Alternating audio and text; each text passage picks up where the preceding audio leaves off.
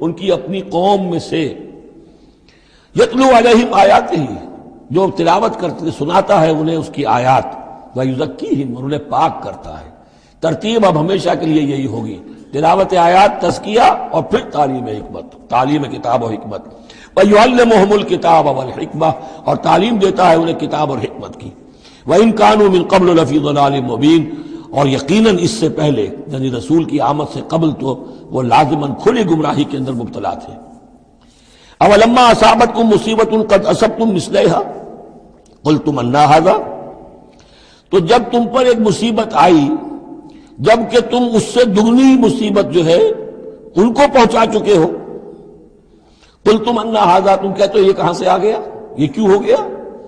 اللہ نے پہلے مدد کی تھی اب کیوں نہیں کی۔ قُلْ هُوَ مِنْ عِنْدِ أَنفُسِكُمْ، اے نبی کہہ دیجیے یہ تمہارے اپنے نفسوں کی شرارت کی وجہ سے ہوا، تم نے غلطی کی، تم نے حکم کی خلاف ورزی کی۔ حتیٰ اذا فشلتم وتنازعتم فی الامر وعصیتم من بعد ما اراکم ما تحبون ان اللہ علی کل شیء قدیر، اللہ تو ہر چیز پر قادر ہے۔ گویا کہ اسی مضمون کو دوہرا کر لایا گیا کہ وَلَقَدْ صَدَقَكُمُ اللَّهُ وَعْدَهُ، اللہ وعدہ اپنا پورا کر چکا تھا۔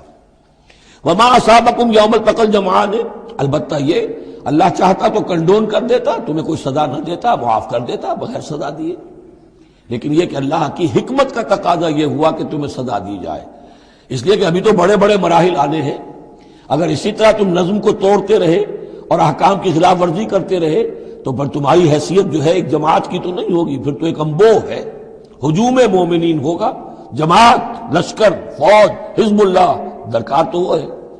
وما اصابکم یوم التقى الجمعان، اور جو بھی مصیبت تم پر آئی ہے اس دن جس دن کے دونوں لشکر بھڑ گئے تھے آپس میں، فباذن اللہ، وہ اللہ کے اذن سے آئی ہے، بغیر اللہ کے اذن کے تو یہ تکلیف نہیں آ سکتی تھی۔ وَلِيَعْلَمَ الْمُؤْمِنِينَ، اور یہ اس لیے کہ اللہ جان لے کہ کون ہے اصل مومن، حقیقی مومن، صابر مومن، جو مستقیم مومن ہے۔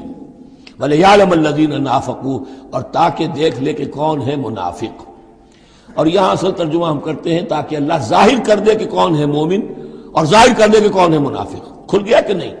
300 کو لے کر عبداللہ ابن ابی چلا گیا تو اب سب کو پتہ تو چل گیا، آئندہ ان کی بات پر اعتبار تو نہیں کریں گے، وہ چکنی چپڑی باتیں کریں گے تو ان کی باتیں جو ہے کان لگا کے سنیں گے تو نہیں۔ تو اللہ تعالیٰ نے چاہا کہ ہوز ہو اینڈ واٹ از واٹ یہ بالکل مبرہن ہو جائے، واضح ہو جائے۔ وقیل لہم تعالوا، اب یہاں وہ تذکرہ ہو رہا ہے آخر میں اس واقعے کا کہ جب کہ عبداللہ ابن ابی 300 آدمیوں کو لے کے واپس چلا گیا، اس وقت کچھ لوگوں نے اس سے کہا ہوگا کہ کہاں جا رہے ہو بے وقوفو، اس وقت تو لشکر سامنے آمنے سامنے کھڑے ہیں اور 300 آدمی نکل جائیں 1000 میں سے تو بقیہ جو باقی ہیں ان کے بھی کچھ نہ کچھ دلوں میں کمزوری پیدا ہوگی، جیسے کہ بنو حارثہ اور بنو سلمہ کے اندر کمزوری عارضی طور پر پیدا ہو گئی تھی۔ تو سمجھانے والوں نے جب کہا وَقِيلَ لَهُمْ تَعَالَوْا قَاتِلُوا فِي سَبِيلِ اللَّهِ أَوِ ادْفَعُوا، آؤ بھائی آؤ، کہاں جا رہے ہو، اللہ کی راہ میں قتال کرو یا دفاع کرو۔ دفاع ہو رہا ہے تو مدینے کے اوپر حملہ ہوگا تو کیا ہوگا، اگر یہاں پر یہ لشکر جو ہے شکست کھا گیا تو کیا تمہاری بہو بیٹیاں جو ہے پھر آ کر وہ انہیں لے کر اپنی بالیاں بنا کر نہیں لے جائیں گے؟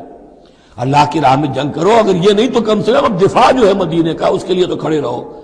قالوا لو نعلم قتالا لاتبعناکم، ان کا اگر ہم سمجھتے کہ جنگ ہونی ہے تو ہم ضرور تمہارا ساتھ دیتے۔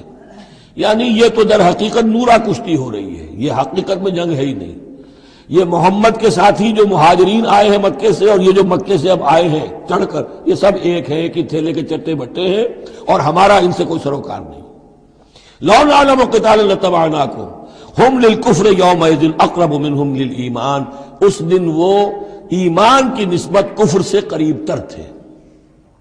یقولون بافواہہم ما لیس فی قلوبہم، وہ اپنے منہوں سے وہ بات کہہ رہے ہیں جو ان کے دلوں میں نہیں ہے۔ واللہ عالم بما یکتمون، اور جو کچھ وہ چھپا رہے ہیں وہ اللہ کے علم میں ہے۔ الذین قالوا لاخوانہم وقعدوا لو اطاعونا ما قتلوا، یہ وہ لوگ ہیں کہ جنہوں نے کہا، ان کے جو بھائی جو وہاں پر ابو سلمان صادق الایمان تھے جو وہاں شہید ہو گئے، تو جو لوگ بیٹھے رہے تھے انہوں نے کہا لو اطاعونا ما قتلوا، اگر وہ بھی ہمارے ساتھ آ گئے ہوتے، ساتھ ہمارے چلے آتے، 300 ہم آئے تھے، وہ اور بھی آ جاتے تو قتل نہ ہوتے۔ قل فادرؤوا عن انفسکم الموت ان کنتم صادقین، تو اے نبی ان سے کہیے اچھا اگر سچے ہو تو اپنی جانوں سے موت کو ہٹا کر دکھاؤ، کیا موت سے بچے رہو گے؟ کیا موت یہاں گھروں میں نہیں آئے گی؟ ولا تحسبن الذین قتلوا فی سبیل اللہ امواتا، اب وہ پھر آیت آ گئی 19ویں رکوع کی، وَلَا تَقُولُوا لِمَن يُقْتَلُ فِي سَبِيلِ اللَّهِ أَمْوَاتًا بَلْ أَحْيَاءٌ وَلَٰكِن لَّا تَشْعُرُونَ، سورہ بقرہ اس کے 19ویں رکوع کی آیت ہے۔ اور یہاں وَلَا تَحْسَبَنَّ الَّذِينَ قُتِلُوا فِي سَبِيلِ اللَّهِ أَمْوَاتًا، ہرگز نہ سمجھنا ان لوگوں کو جو اللہ کی راہ میں قتل ہو جائیں کہ وہ مردہ ہیں، بل احیاء، بلکہ وہ تو زندہ ہیں، عند ربہم یرزقون، اپنے رب کے پاس انہیں رزق مل رہا ہے، رزق پا رہے ہیں، فرحین بما آتاہم اللہ من فضلہ، وہ تو خوشیاں منا رہے ہیں،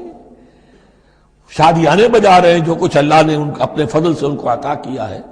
وَيَسْتَبْشِرُونَ بِالَّذِينَ لَمْ يَلْحَقُوا بِهِم مِّن خَلْفِهِمْ، اور ابھی وہ خوش وقت ہو رہے ہیں، خوشخبریاں حاصل کر رہے ہیں کہ ہمارے اور بھائی بھی جو پیچھے رہ گئے، ابھی شہادت کی خلت انہیں نہیں ملی، وہ بھی آئیں، اور جو ہمیں اللہ تعالیٰ نے ناز و نعم کے اندر اس وقت رکھا ہوا ہے اس سے وہ بھی شاد کام ہوں جو ان کے پیچھے ہیں۔ اللہ خوف علیہم ولا هم یحزنون، کہ ان پر کوئی نہ خوف ہوگا اور نہ وہ کسی حزن سے دوچار ہوں گے۔ یستبشرون بنعمت من اللہ وفضل، اور وہ تو خوشیاں منا رہے ہیں